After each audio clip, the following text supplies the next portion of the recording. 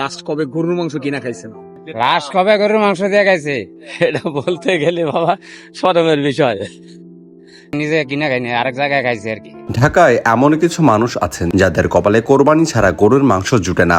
আজকে এসব সাধারণ মানুষের কাছে আমাদের প্রশ্ন, শেষ কবে গরুর মাংস দিয়ে ভাত খেয়েছিলেন?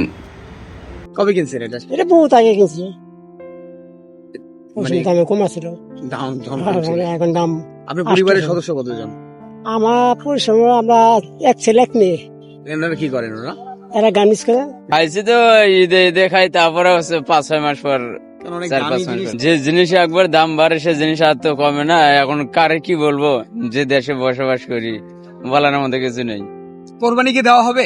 না ভাই, আমরা কোরবানি দেই না, না হলে বাড়ি যাওয়ার ইচ্ছা থাকে প্রতি বছর।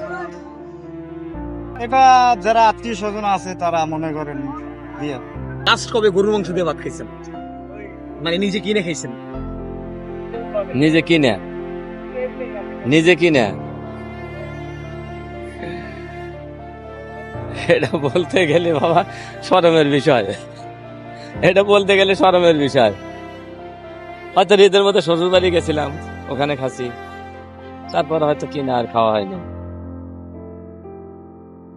গত 3-4 দিন আগে খাইছি।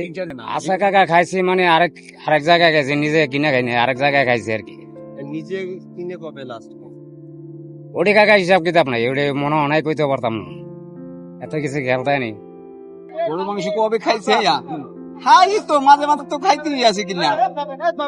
নিজের টাকা দিয়ে কিনে খাইছেন? হ্যাঁ, নিজের টাকা দিয়ে কিনা খাইছি না। একটু চিন্তা করে দেখুন, যে গরুর মাংস আমরা 1 থেকে 2 দিন পরপরই খেতে পারছি, তাদেরকে সেই গরুর মাংস খেতে অপেক্ষা করতে হচ্ছে প্রায় ঈদের দিন পর্যন্ত। তাই তাদের কোনো অধিকার থেকে যেন বঞ্চিত না হয়, সেই দিক থেকে আমরা সচেতন নাগরিক হিসেবে তাদের পাশে সবসময় দাঁড়াবো।